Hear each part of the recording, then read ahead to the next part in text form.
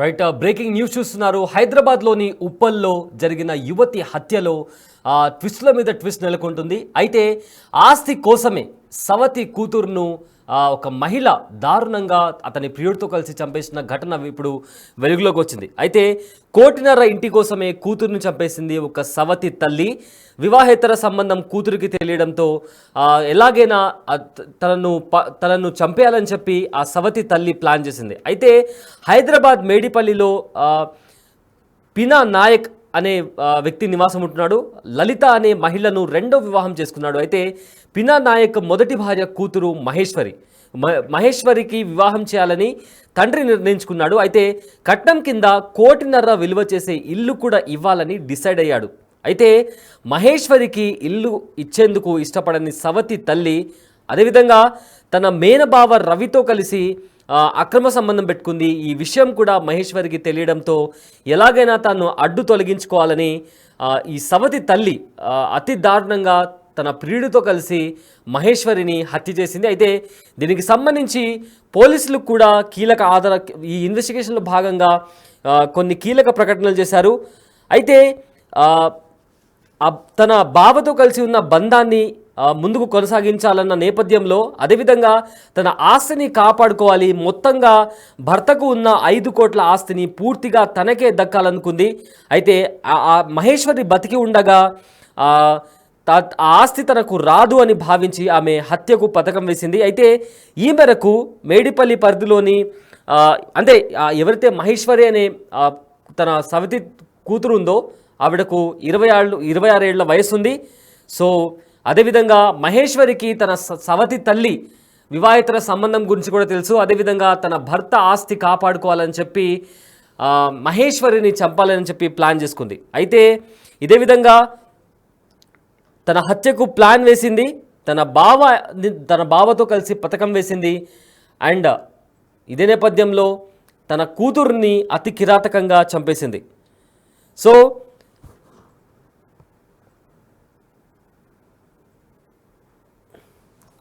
ఈ ఘటన హైదరాబాద్లోని ఉప్పల్లో చోటు చేసుకుంది.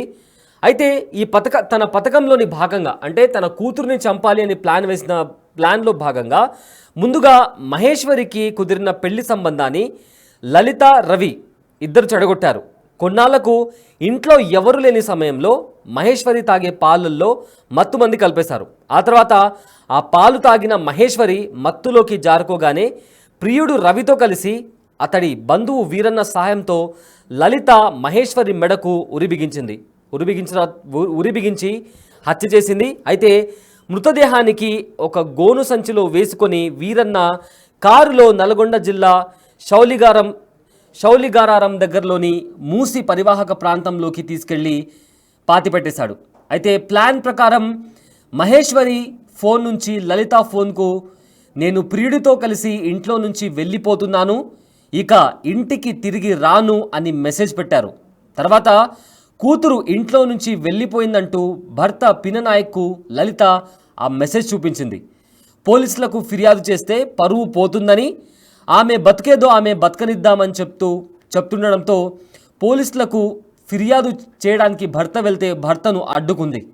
అయితే భార్యకు తెలియకుండా పిననాయక్ పోలీస్ స్టేషన్కు వెళ్ళి కూతురు గురించి చెప్పాడు. అయితే లలితపై అనుమానం రావడంతో ఆమెను గట్టిగా నిలదీసేసరికి అంతా చెప్పేసింది. అయితే లలిత, ఆమె ప్రియుడు రవి, దాంతోపాటు వీరన్నలతో కలిసి ఈ హత్యకు పాల్పడ్డాను అని చెప్పి లలిత ఒప్పుకోవడంతో పోలీసులు వాళ్ళ ముగ్గురిని అరెస్ట్ చేసి రిమాండ్కు పంపించారు. అయితే ఏప్రిల్ 12న సవతి కూతురును మళ్ళీ పెళ్లి చేసి కోటిన్నర విలువ చేసే ఇంటిని కట్నంగా ఇవ్వాలని తండ్రి ఆలోచిస్తుండగా ఆ తల్లి ఆలోచన వేరేగా ఉంది. తన ఆస్తి తన సవతి కూతురుకి ఇవ్వడం ఇష్టం లేక, అదేవిధంగా తన వివాహేతర సంబంధం తనకు తెలుసు కాబట్టి అడ్డుపడుతుంది కాబట్టి తనను ఎలాగైనా తప్పించాలని తన ప్రియుడితో కలిసి పథకం వేసింది. పథకం ప్రకారంగానే తాను ఆ మహేశ్వరి తాగే పాలల్లో మత్తుమందు కలిపింది. అయితే మత్తుమంది తాగిన తర్వాత స్పృహ కోల్పోయి పడిపోయింది మహేశ్వరి. సో ఇదే నేపథ్యంలో వీరన్న సాయంతో లలిత మహేశ్వరి మెడకు ఉరి బిగించి హత్య చేసింది. అయితే మృతదేహాన్ని ఒక గోను సంచిలో వేసుకొని వీరన్న కారులో నల్గొండ జిల్లా రామం దగ్గరలోని మూసి పరివాహక ప్రాంతంలోకి తీసుకెళ్లి పాతిపెట్టేశారు. అదేవిధంగా ప్లాన్ ప్రకారం మహేశ్వరి ఫోన్ నుంచి లలిత ఫోన్కు నేను ప్రియుడితో కలిసి ఇంట్లో నుంచి వెళ్ళిపోతున్నాను, ఇప్పటి నుంచి ఇంటికి తిరిగి రాను అని మెసేజ్ పెట్టారు. తర్వాత కూతురు ఇంట్లో నుంచి వెళ్ళిపోయిందంటూ భర్త పిననాయక్కు లలిత ఆ మెసేజ్ చూపించింది. పోలీసులకు కంప్లైంట్ చేస్తే పరువు పోతుంది, అందుకే మనం కంప్లైంట్ ఇవ్వద్దు అంటూ కూడా భర్తను అడ్డుకుంది. కానీ భార్యకు తెలియకుండా భర్త నాయక్ పోలీసులకు ఇవ్వడంతో లలితపై అనుమానం రావడంతో పోలీసులు తమ స్టైల్లో ఇన్వెస్టిగేషన్ చేస్తే లలిత తాను మహేశ్వరిని చంపేసినట్లు కూడా పోలీస్ ఇన్వెస్టిగేషన్లో ఒప్పుకుంది. దీంతో లలిత అలానే ఆమె ప్రియుడు రవిని అలానే వీరన్నను కూడా అరెస్ట్ చేసి రిమాండ్కు తరలించారు పోలీసులు. అయితే ఈ ఘటన హైదరాబాద్లోని ఉప్పల్లో చోటు చేసుకుంది.